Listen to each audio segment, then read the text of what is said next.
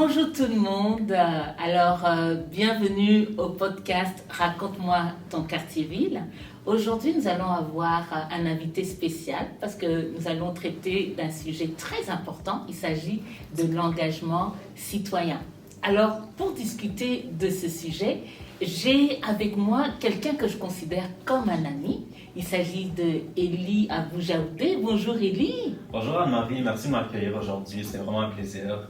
Puis je suis vraiment honoré d'être avec toi dans ton podcast. Et merci d'avoir accepté l'invitation.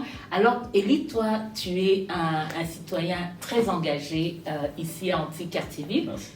Pour les personnes qui ne te connaissent pas et qui aimeraient te découvrir, qui es-tu Élie? Donc, je suis un citoyen d'Antilles-Cartierville. J'ai grandi dans ce secteur depuis que je suis tout jeune. En fait, je suis né à Montréal. Je suis d'origine libanaise. J'ai toujours été très proche de ma culture. Puis, je pense que le fait qu'il y a beaucoup de Libanais ici à Antilles-Cartierville, ça m'a toujours permis de me rapprocher de mes origines puis de mes racines. J'habite juste à côté du Adonis, donc c'est un peu dur de s'éloigner lorsqu'on a ce super édifice devant nous. Mais je suis quelqu'un qui est impliqué avec les jeunes dans Antilles-Cartierville. Je suis un coach, je suis un ingénieur de base aussi. Puis ça fait plusieurs années que je m'implique ici dans mon quartier, tant avec les jeunes que les adultes et les aînés. Puis je suis très passionné par ce que je fais.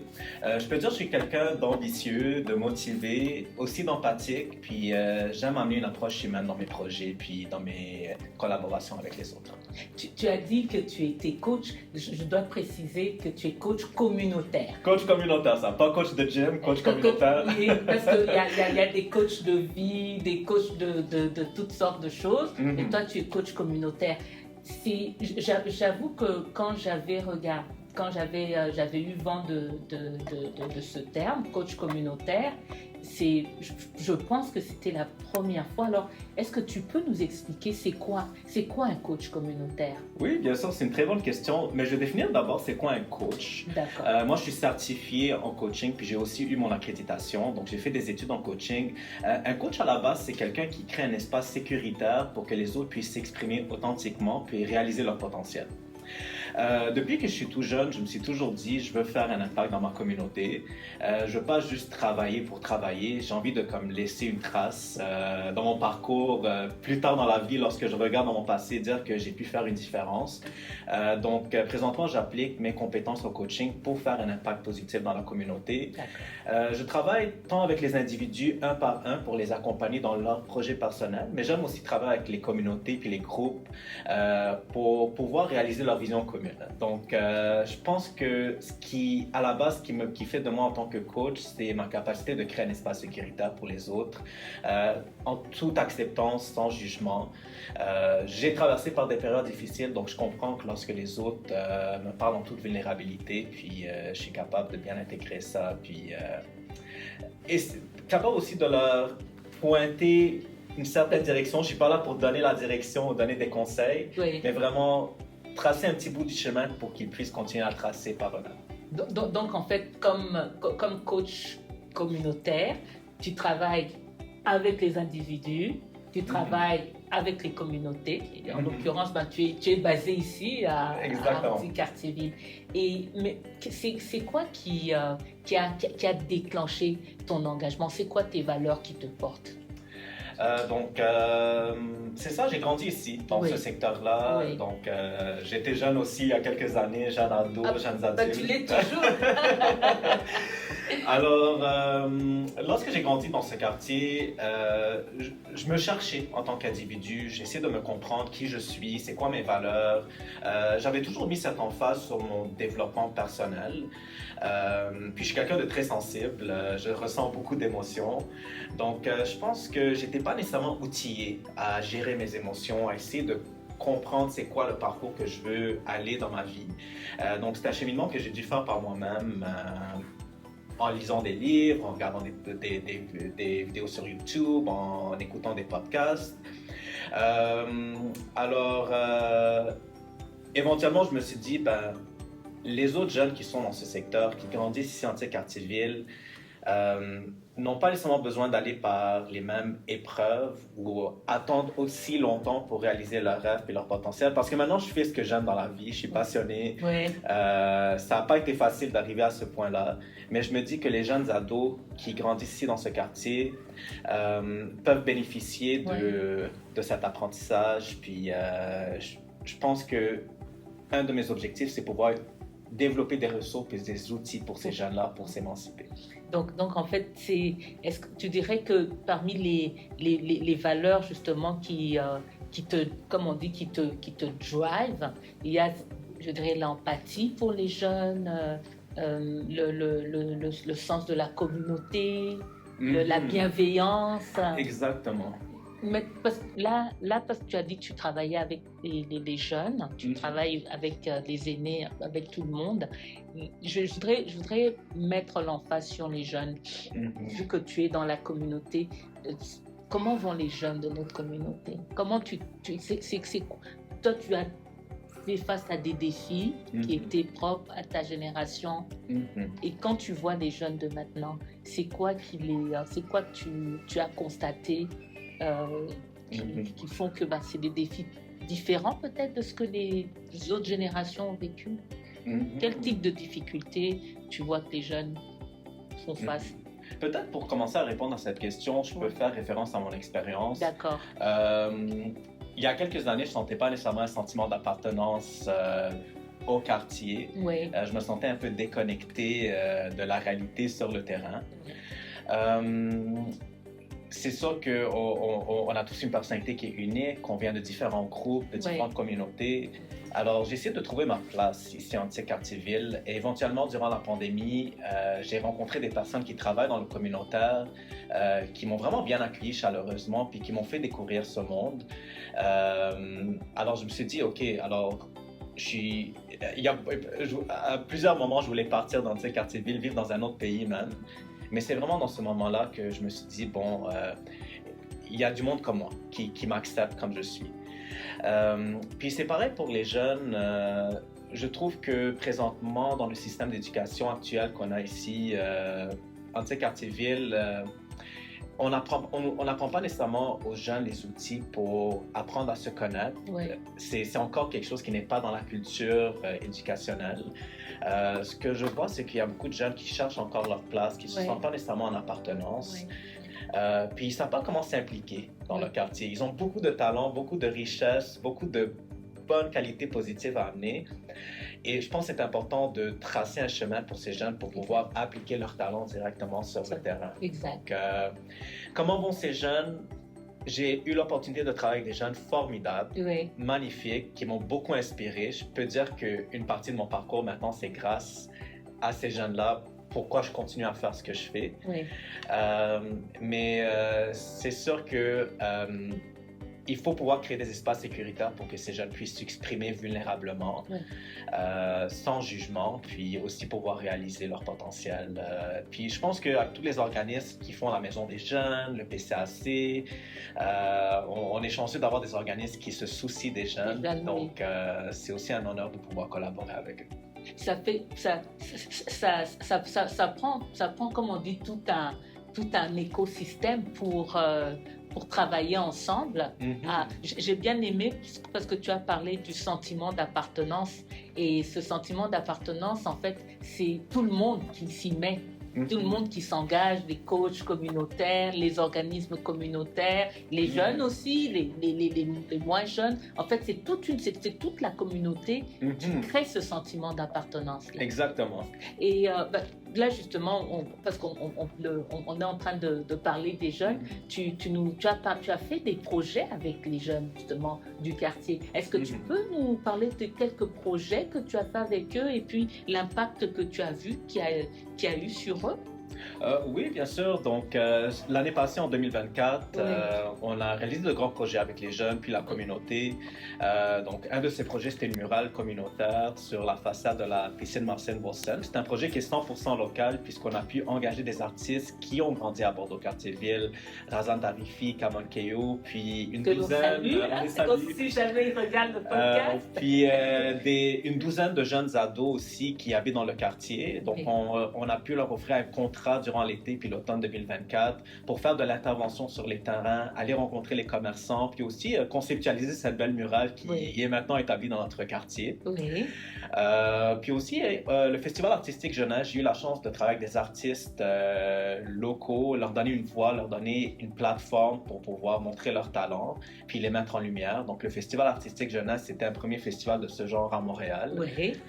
On espère le continuer dans les années à venir, puis continuer à développer des programmations culturelles pour et par les jeunes dans Bordeaux-Cartierville. Je voudrais revenir sur la muraille. Si tu peux dire aux personnes qui vont nous suivre où se trouve cette muraille, parce qu'elle est très belle. Je suis allée la voir, elle est très belle. Beaucoup.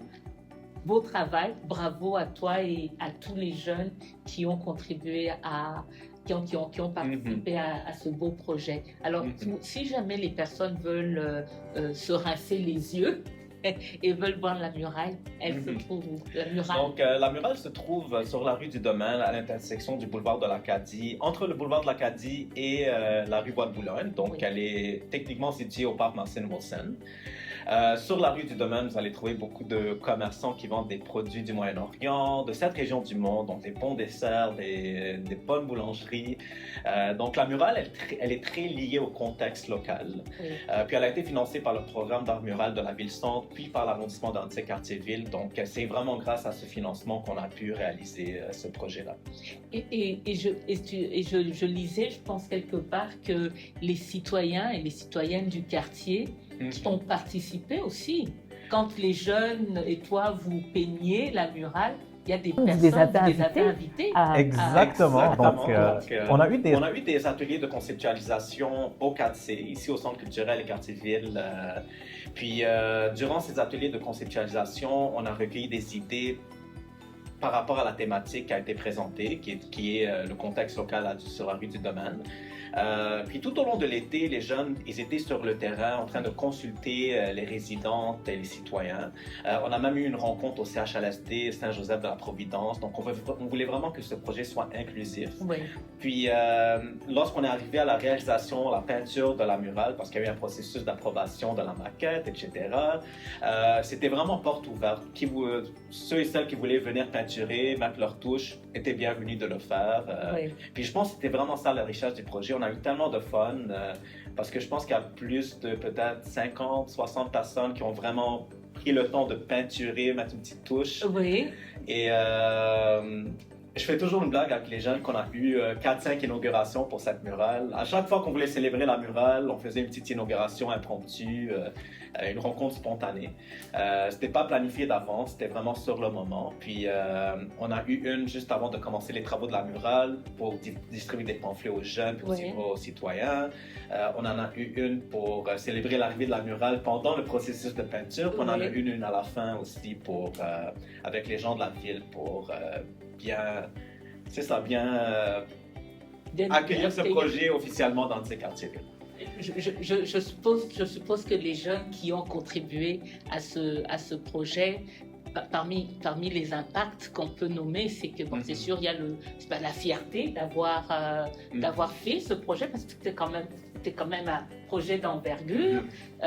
Ils ont mis leur talent au profit de la communauté, et la communauté a bien reçu la murale, parce que je pense que ce que les gens disent, ça embellit le quartier et ça crée justement ce sentiment d'appartenance. Il y a quelque chose, les gens ont contribué, il y a quelque chose qui nous rassemble. Est-ce que tu peux, c'est aussi ton sentiment? Ouais, non, totalement. C'est sûr que le fait que le projet était local et vraiment lié au contexte a renforcé le sentiment d'appartenance, mais je peux dire aussi le sentiment de résilience, parce que ça n'a pas été un projet qui a été facile à tout temps. On a eu des épreuves. On a dû refaire des choix, y penser quelques thématiques. Mais c'est vraiment ce qui m'a impressionné dans ce projet, c'est que les jeunes n'ont jamais abandonné. Ils ont vraiment gardé cette motivation tout le long. Puis ils ont vu vraiment toutes les phases d'un projet, que c'est pas toujours des arcs-en-ciel lorsqu'on travaille dans un projet de cette envergure. Des fois, on va tomber à terre, mais l'important, c'est comment se relever, puis effectivement. c'est ça, puis y foncer. C'est sûr que je peux dire que j'ai plus de résilience après ce projet-là. Si on m'offre un autre projet de mural, je pense que j'aurai plus de facilité à le faire cette fois-ci. Mais ce que je ferais différemment, peut-être aussi laisser un peu lâcher prise, puis c'est ça, lâcher prise sur quelques choix puis quelques résultats. Parce que c'est sûr que je voulais que ce projet soit très bien fait à la fin parce qu'on doit quelque chose pour la communauté, les commerçants. Puis c'est le premier projet de mural de ce genre dans ce secteur-là. Donc on voulait vraiment que ça soit parfait, je peux dire. Puis, mais c'est sûr, rien n'est parfait. Mais je peux dire, peut-être c'est pas nécessairement le résultat, mais c'est le processus qui a fait toute une différence. Puis je vais toujours être reconnaissant pour ces jeunes qui ont participé, surtout les deux artistes. Alors, bravo à vous les jeunes, bravo à toi Élie d'avoir contribué à ce beau projet. Il y a encore beaucoup à accomplir à Cartierville. Hein? Et donc, parce que là, on a parlé de ton travail avec les jeunes. Tu accomplis aussi le travail dans la communauté. Avec les groupes, tu es sur le terrain. Comme coach, quelles sont les forces de notre communauté sur lesquelles on peut s'appuyer pour bâtir des projets qui font rayonner la communauté? Donc, très bonne question, mais j'aimerais vraiment dire merci de m'avoir inclus dans ton projet de citoyen connecteur parce que c'est vraiment grâce à ce groupe-là que j'ai pu rencontrer des personnes autant motivées puis qui ont une certaine approche unique, une certaine vision.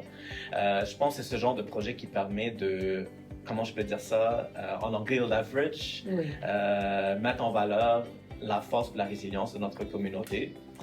Ce que je vois venir de mon parcours personnel à partir de maintenant, c'est vraiment m'ancrer dans cette vision d'économie sociale puis de guérison sociale.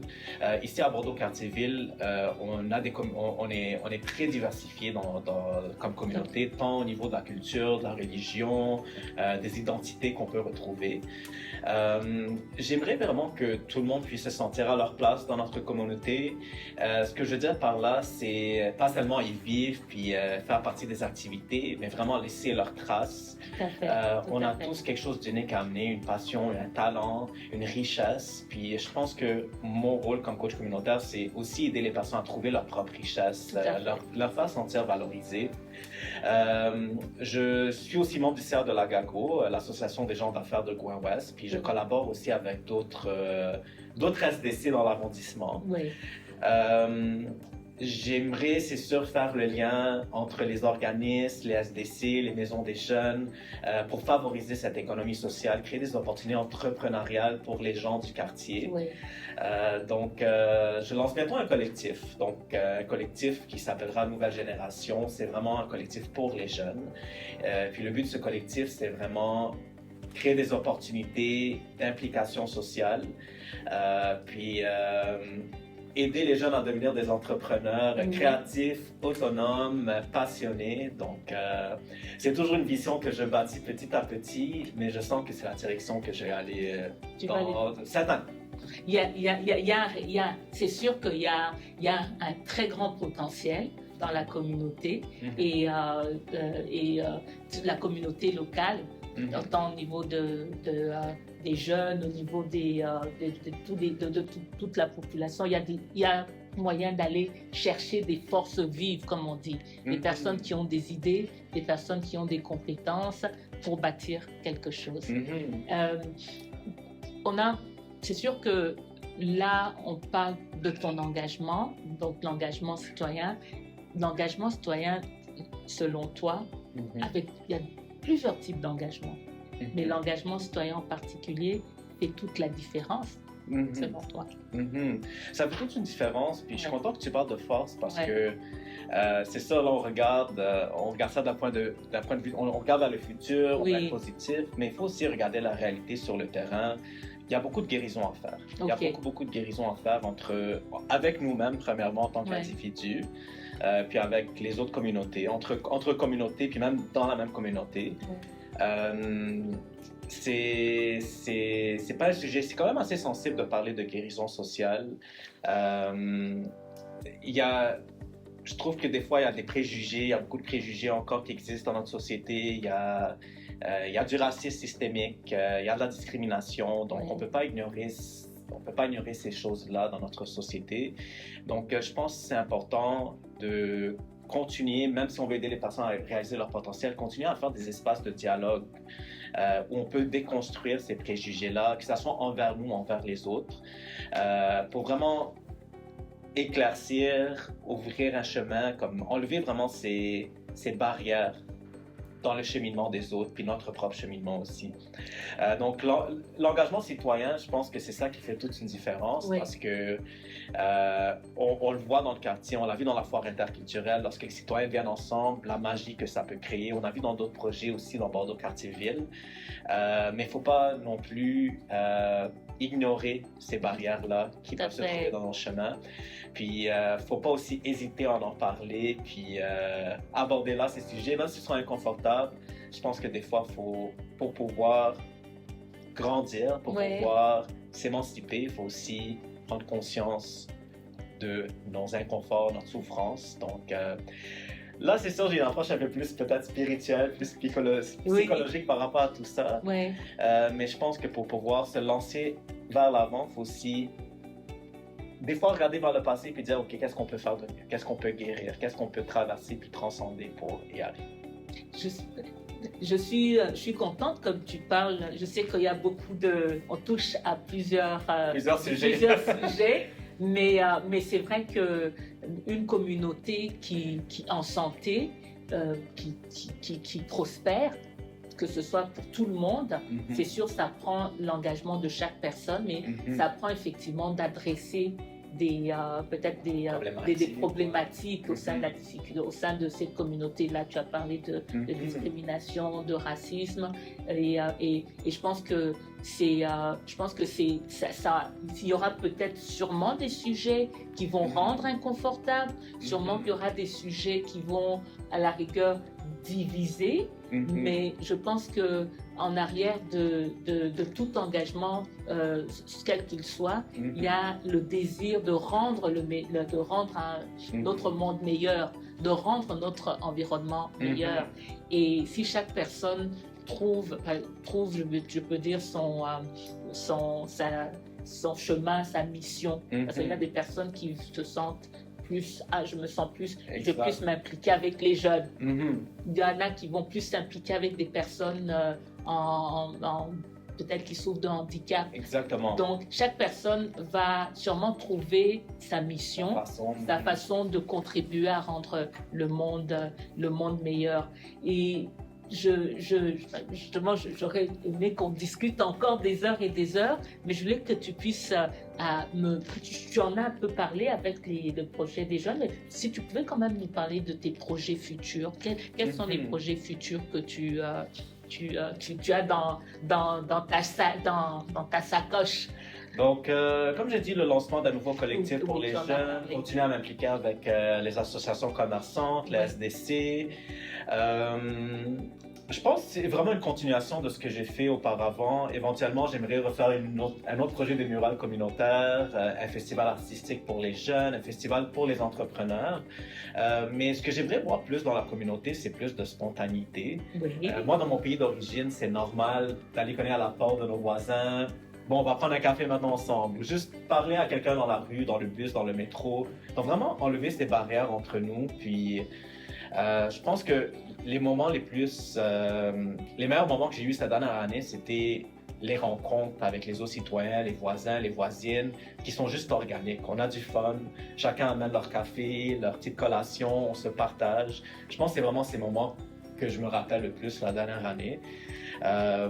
Donc plus de spontanéité, plus d'authenticité, plus de rencontres organiques avec nos voisins et voisines du quartier. Parce que oui, c'est bon de parler de travail, de projet et tout, mais juste être là entre nous en tant qu'être humain, sans attente, c'est ça, sans attente, vraiment dans le moment présent, puis apprécier ce moment entre nous. Je pense que c'est vraiment ça que j'aimerais mettre plus de place dans ma vie pour 2025.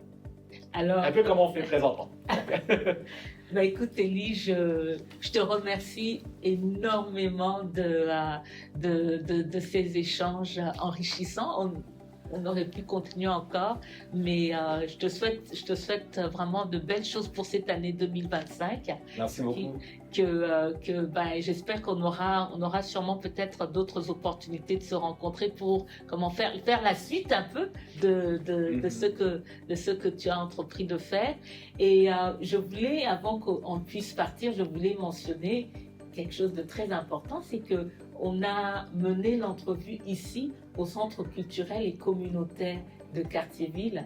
Donc c'est un centre communautaire qui est dans notre quartier, ça fait pas longtemps, qui regroupe divers services. Il y a pas mal d'organismes communautaires aussi qui sont ici, à cet endroit. C'est vraiment la maison des citoyens. Donc c'était important que je puisse le préciser. Alors c'est fini, mais j'espère que vous allez nous retrouver la prochaine fois pour un prochain podcast de Raconte-moi ton Cartierville. Alors là où que vous êtes dans le monde, vous suivrez ce podcast. Je vous dis à très bientôt. Merci Élie. Merci beaucoup Anne-Marie pour ce super podcast. Bye. Au revoir tout le monde. Au revoir.